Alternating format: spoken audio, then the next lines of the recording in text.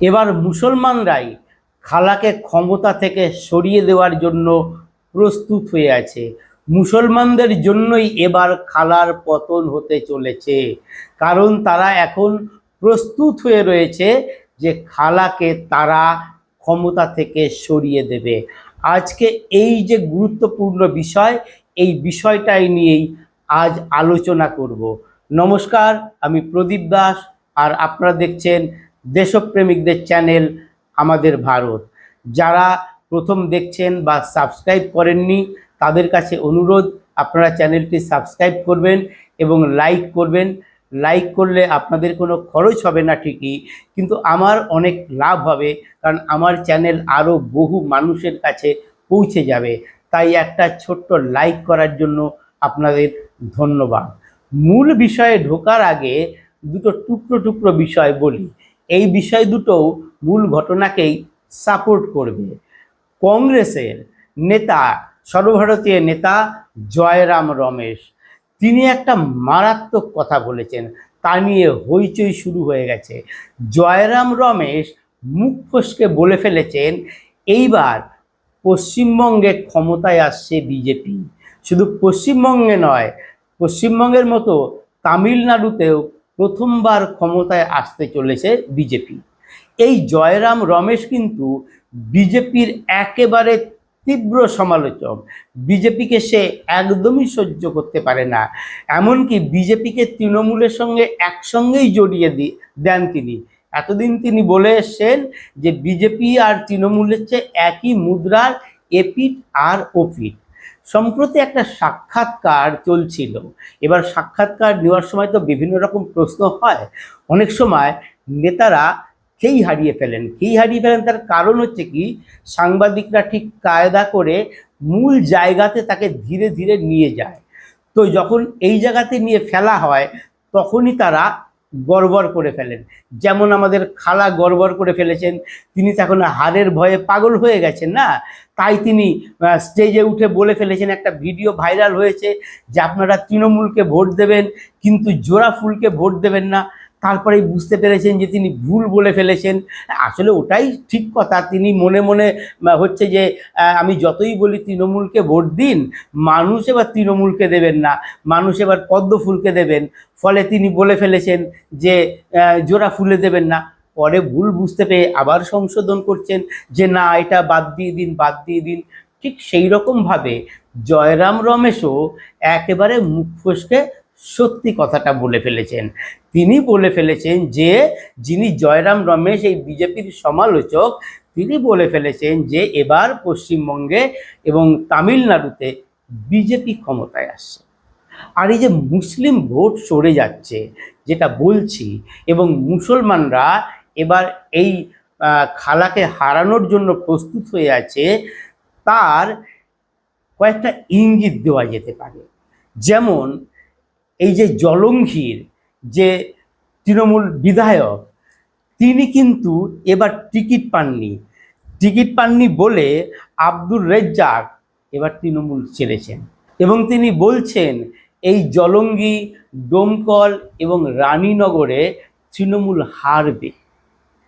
আবার এই নন্দীগ্রামে, যেখানে শুভেন্দু অধিকারী মমতা বন্দ্যোপাধ্যায়কে হারিয়েছিলেন, আমাদের খালা সেখান থেকে হেরে এসে আবার তিনি উপনির্বাচনে জিতে মুখ্যমন্ত্রী হয়েছেন, সেইখানে যে আইএসএফ প্রার্থী রয়েছে, সেই প্রার্থীকে তৃণমূল ভাঙাতে চাইছে। তাকে ফোন করে তার সঙ্গে বৈঠক করতে চাইছে, তাকে যত খরচ হয়েছে সব দিতে চেয়েছে, তার যত লোকসান সব দিতে চেয়েছে। তাকে বসতে হবে আইপ্যাকের সঙ্গে। এই যে বারবার বলেছি, আইপ্যাকই তৃণমূলের সব কিছু দেখে, কিন্তু তিনি রাজি হননি। ভিডিওটা ভাইরাল হয়ে গেছে, সংবাদ মাধ্যমে এখন দেখানো হচ্ছে। এই যে ঘটনাগুলো ঘটছে, এর একটাই কারণ কি জানেন? এর একটাই কারণ, মুসলিম সমাজ কিন্তু জেগেছে। মুসলিম সমাজ এবার প্রতিশোধ নেওয়ার জন্য প্রস্তুত হয়ে আছে। কারণ এই খালা তাদের একটা অপমানজনক তকমা দিয়েছে, অপমানজনক বিশেষণে তাদের বিশেষিত করেছে। তিনি তাদের বলেছেন দুধেল গাই। এটা নিয়ে কিন্তু তারা এতদিন কেউ উচ্চবাচ্য করেনি। প্রথম এটা নিয়ে প্রতিবাদ করেছেন আইএসএফের নওশাদ সিদ্দিকী। তিনি এর প্রতিবাদ করে বলেছেন যে কি করে তিনি এটা বলেন, এবং তিনি এটাও বলেছেন যে যেখানে গণ্ডগোল হয় সেখানে মারে কারা? মুসলমানরা। মরে কারা? মুসলমানরা। মার খায় কারা? মুসলমানরা। জেলে যায় কারা? মুসলমানরা। ফলে মুসলমানরা এটা বুঝে গেছে, আর এটা বুঝেছে বলেই নওশাদ সিদ্দিকীরা কিন্তু মাঠে নেমেছে। কারণ গোটা মুসলিম সমাজের ভেতরে একটা পরিবর্তন এসে গেছে। এই পরিবর্তনের যে রিডিংটা তারা কিন্তু এই মুসলিম নেতারা বুঝতে পেরেছেন, যার জন্য হুমায়ুন কবিরও এবার আলাদা দল করেছেন, কারণ তিনি মুসলিম সমাজের রিডিং পড়ে নিয়েছেন।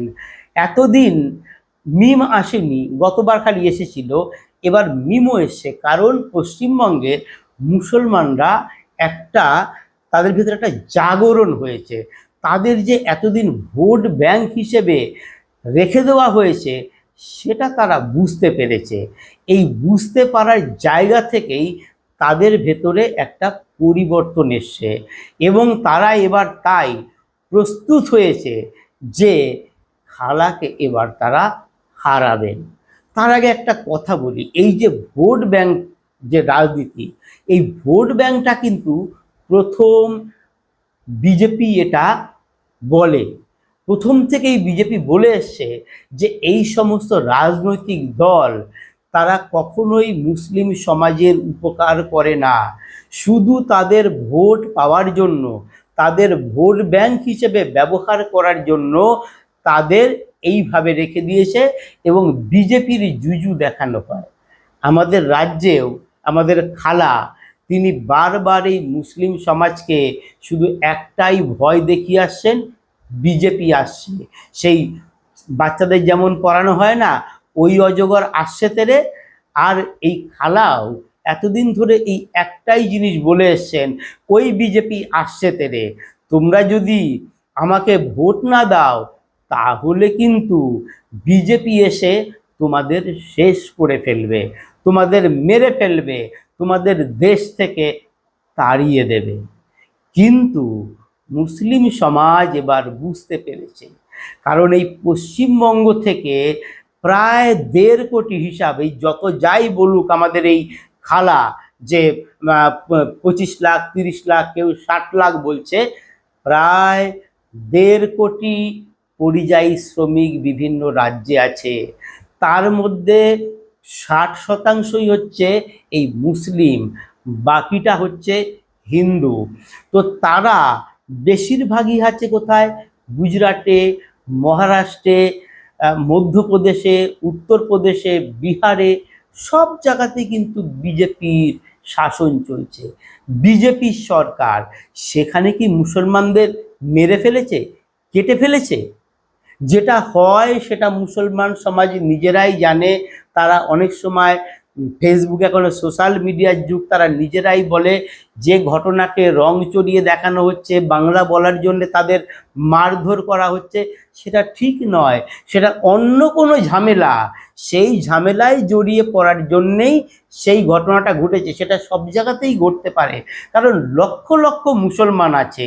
সেক্ষেত্রে যদি বাংলা বিরোধী হতো, বাঙালি বিরোধী হতো, তাহলে তো সব বাঙালিদেরই তাড়াতো, সব মুসলমানদের তাড়াতো। বাংলা বলার জন্য যদি তাড়ায় তাহলে তো যে সমস্ত হিন্দু আছে তাদেরও তাড়ানোর কথা। কিন্তু 2-1টি ক্ষেত্রে যেটা হয়েছিল এর আগে, যে এই আমাদের যে বাংলাদেশ থেকে যে সমস্ত পালিয়ে যারা এসছে বাংলাদেশি মুসলিম যারা, তারা বিভিন্ন রাজ্যে গা ঢাকা দিয়ে আছে, কাজ করছে, তাদের তল্লাশি করতে গিয়ে কিছু কিছু সমস্যা হয়েছিল, কিন্তু সামগ্রিকভাবে কোনো সমস্যা হয়নি।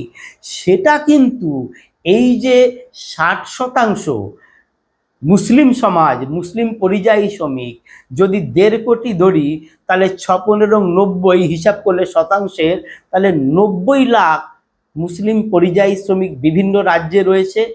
তারা তো সেখানে বহাল তবিয়েতে আছে, সেই রাজ্যে কাজ করছে বলেই তারা এই পশ্চিমবঙ্গে মা বাবা এবং স্ত্রীর ভরণ পোষণের জন্যে টাকা পাঠাতে পারে। অনেকে তো স্ত্রীকে নিয়েই চলে যান, এবং আমি দেখেছি নতুন বিয়ে হয়েছে, বিয়ে হয়ে যাওয়ার কদিনের মধ্যেই নতুন বউকে নিয়ে সে চলে যাচ্ছে মহারাষ্ট্রে, কারণ ওখানেই তার কাজকর্ম, রাজ্যে তার কোনো কাজ নেই, কারণ তারা বেকার, রাজ্যে থাকলে তারা বেকার, ভাতাও তারা পান না। ফলে এই যে বিদেশে গিয়ে থাকা, বাইরের রাজ্যে গিয়ে থাকা, এই একটা যন্ত্রণা তারা অনুভব করছেন, নিজের রাজ্যে থাকতে পারছেন না, স্ত্রী সন্তানের সঙ্গে থাকতে পারছেন না, মা বাবার সঙ্গে থাকতে পারছেন না, আর তাদের দেখানো হচ্ছে বিজেপির জুজু, বিজেপি তোমাদের মেরে ফেলবে, বিজেপি তারা তোমাদের মেরে ফেলবে। ইতিমধ্যেই সোশ্যাল মিডিয়ায় বেশ কিছু ভিডিও ভাইরাল হয়েছে, আপনারা হয়তো অনেকে দেখেছেন কি না, নিশ্চয়ই কেউ না কেউ দেখেছেন। সেখানে দেখা যাচ্ছে যে বিভিন্ন রাজ্য থেকে এই মুসলিম পরিযায়ী শ্রমিকরা ফিরে আসছে। তারা বলছে আমরা রাজ্যে যাচ্ছি এবং আমরা কষ্ট করে যাচ্ছি, আমরা কিন্তু আপনাকে জেতানোর জন্য যাচ্ছি না। আপনি ভাবছেন আপনাকে জেতাবো? না, আপনাকে জেতানোর জন্য যাচ্ছি না। তারা কাকে ভোট দেবে সেটা আমার বিচার্য বিষয় নয়, কিন্তু তারা বলছে আমরা যাচ্ছি, রাজ্যে পরিবর্তন চাই। তারা চাইছে রাজ্যের একটা উজ্জ্বল ভবিষ্যৎ। যদি রাজ্যে শিল্প কলকারখানা হয়, তারাও হয়তো ধীরে ধীরে এই রাজ্যে ফিরে আসতে পারবে, বা আগামী প্রজন্মকে আর বাইরে যেতে হবে না।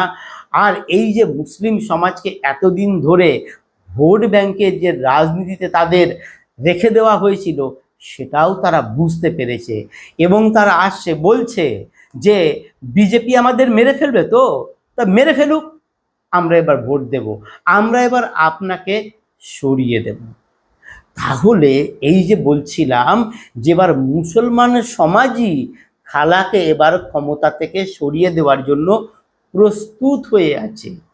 আর এর বাতাবরণটা আরও প্রকটভাবে তৈরি করে দিয়েছেন আমাদের খালা কিন্তু নিজে। সাধারণত দেখা গেছে যে মুসলিম সমাজ সংঘবদ্ধভাবে ভোট দেয়, এবং তারা একটা হাওয়া বুঝতে পারে, আর তারা তো জানে তাদের একটা বড় সংখ্যার ভোট, সেটা যেদিকে যাবে সেই ক্ষমতায় থাকবে। যেমন দীর্ঘ সময় বাম জমানায় তারা বামফ্রন্টকেই ভোট দিয়েছে, এবং যখন দেখলো এই সরকার চলে যাবে, তৃণমূল আসতে চলেছে, তখন কিন্তু পুরো মুসলিম সমাজ এই তৃণমূলকেই ভোট দিয়েছিল, মমতা বন্দ্যোপাধ্যায়কেই ভোট দিয়েছিল, কারণ মুসলিম সমাজ সবসময় ক্ষমতায় যে আছে তার সঙ্গেই থাকতে চায়। আর এবার আমাদের খালা কি বলছেন? খালা তো তার পরাজয়ের ইঙ্গিত দিয়ে দিচ্ছেন। প্রথম কথা হচ্ছে তার জনসভায় ইদানিং লোক হচ্ছে না, ভিড় হচ্ছে না। এটা যখন প্রকাশ হয়ে গেল, তখন খালা তার ফেসবুক পেজে, এখন যেসব জায়গায় অনেক ক্যামেরাতে ধরা যায়, তো যে এইখানটায় অনেকগুলো লোক আছে, সেইভাবে ক্যামেরার ছবি তোলা যায়, সেই সব ছবি পোস্ট করছেন। তিনি রোড শো যখন করছেন, যেটা টিভিতে দেখা যাচ্ছে, তখন দেখা যাচ্ছে দুপাশে ফাঁকা, লোক নেই। বিজেপির রোড শোতে কাতারে কাতারে মানুষ, কিন্তু খালা সেই ছবিগুলো দিচ্ছে। কিন্তু ছবি দিলে কী হবে, মানুষের মনে জেনে যাচ্ছে যে খালার জনসভায় লোক হচ্ছে না। তারপর খালা কি বলছেন যে ভোটের দিন, মানে কাউন্টিংয়ের দিন দেখতে পাবেন যে প্রথম দিকে শুধু বিজেপি জিতছে, এবং সেক্ষেত্রে পালাবেন না, কারণ শেষ পর্যন্ত আমরাই জিতবো। কোন ম্যাজিকে তিনি জিতবেন যে শেষে জিতে যাবেন, প্রথম দিকে বিজেপি জিতবে? ফলে তিনি ইঙ্গিত দিয়ে দিচ্ছেন যে তিনি আর ক্ষমতায় থাকছেন না। তাই তিনি সহানুভূতি আদায়ের চেষ্টা করেছেন, এর আগের ভিডিওতে আমি বলেছি, কিন্তু এই সহানুভূতি আদায় হবে না, কারণ মুসলিম সমাজের ভেতরে তো বার্তা চলে গেল যে তিনি এবার ক্ষমতায় আসছেন না। ফলে মুসলিম সমাজ কেন তাকে ভোট দেবে? তারা তো তখন উল্টোটাই করবে, যে ক্ষমতায় আসবে তার সঙ্গে থাকার চেষ্টা করবে, অথবা তারা অন্য কিছু করবে। নিজেদের সম্প্রদায়ের যে সমস্ত দলগুলো এই মুসলিম ধর্মের উপরে ভিত্তি করে, ভোটারদের উপর ভিত্তি করে গড়ে উঠেছে, আইএসএফ, তা হুমায়ুন কবির জনতা উন্নয়ন দল পার্টি, তারপরে মিম, সেই দিকেও তারা চলে যেতে পারে। ফলে কি এবার কিন্তু মুসলিম ভোটটা ভাগ হয়ে যাচ্ছে। বিজেপি পেল কি না পেল সেটা বিষয় নয়। তারা যে ভিডিও প্রকাশ হয়েছে তারা বলছে যদিও যে বিজেপি যদি মেরে ফেলে তাহলে মেরে ফেলুক, তার মানে তারা বলতে চাইছে বিজেপিকে তারা দিতে পারে, কিন্তু বিজেপিকে দেবে কি না এটা পরিষ্কার নয়। কিন্তু খালাকে যে দেবে না এটা তো পরিষ্কার। তো খালাকে না দিলে কোথায় যাবে? আইএসএফে যাবে, মিমে যাবে। আর একটা বড় কি একটা হতে পারে, সেটা হচ্ছে কংগ্রেস। কংগ্রেস হচ্ছে সর্বভারতীয় দল, সেক্ষেত্রে তারা কংগ্রেসকে দেবে, কারণ কংগ্রেস হচ্ছে সর্বভারতীয় দল। সেক্ষেত্রে রাজ্যে যদি কোথাও কিছু হয় বা মুসলিম সমাজের দাবি দেওয়ার ব্যাপারটা থাকে, তাহলে কংগ্রেস সেটা সর্বভারতীয় দল হিসাবে দিল্লিতে সেটা নিয়ে সোচ্চার হতে পারবে, সংসদে সোচ্চার হতে পারবে। এই যে ব্যাপারটা সেটাও হতে পারে যে মুসলমান ভোটের একটা বড় অংশ এবার কিন্তু কংগ্রেস পেতে পারে, যেখানে কংগ্রেসের জেতার সম্ভাবনা থাকবে।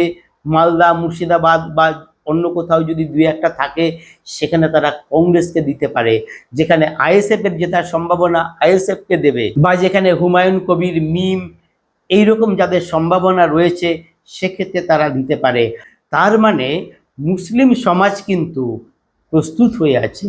এক হচ্ছে এই খালা ক্ষমতায় থাকছেন না, তিনি ফিরে আসতে পারবেন না, সেই বার্তা তিনি নিজেই দিয়ে দিয়েছেন। তাহলে মুসলিম সমাজ ভাবছে যে একে দিয়ে তো আমাদের কোনো কাজ হবে না, তাহলে শুধু শুধু ভোটটা কেন নষ্ট করা হবে। দ্বিতীয় হচ্ছে যে তাদের যে একটা অতি নোংরা ভাষায় তাদের যে সম্বোধনটা করেছেন যে দুধেল গাই, সেই দুধেল গায়ের তকমা তারা ঘোচাতে চাইছে এবং সেই তকমা তারা ঘোচাবেন, এবং ভোট ব্যাংক হিসেবে তাদের যে ব্যবহার করা হচ্ছে সেই ধারণাও মনে হয় এবার তারা ভেঙে দেবেন। ফলে খালা এবার হারছেন, এবং এই হারের বড় কারণ হবে এই মুসলিম ভোট, এই দুধেল গাই। কারণ এতদিন তিনি এই দুধেল গাই এবং মহিলা ভোটারদের উপর নির্ভর করে জিতে এসছেন। এইবার বিজেপি সেই মহিলা ভোট ব্যাংকেও থাবা বসিয়ে দিয়েছে। তিনি যে লক্ষ্মীর ভাণ্ডার ১,৫০০ দিচ্ছেন সেটাকে বিজেপি ৩,০০০, তিনি যে বেকার ভাতার কথা ১,৫০০ সেটাকেও বিজেপি ৩,০০০ করে দিয়েছেন। এবং নানা ক্ষেত্রে এই দুই ক্ষেত্রে মহিলা এবং বেকার যুবক যুবতী তাদের নানা সুযোগ সুবিধার বন্দোবস্ত করেছে, কর্মসংস্থানের বন্দোবস্ত করছে, পরিযায়ী শ্রমিকরা যাতে এখানে ফিরে এসে কাজ করতে পারে তারও চিন্তাভাবনা বিজেপি করেছে। ফলে সব মিলিয়ে এবার মানুষ কিন্তু বলছে এই সরকারকে পাল্টাতেই হবে। আমার এই প্রতিবেদন কেমন লাগলো তা অবশ্যই আপনাদের কমেন্টে জানাবেন। নমস্কার।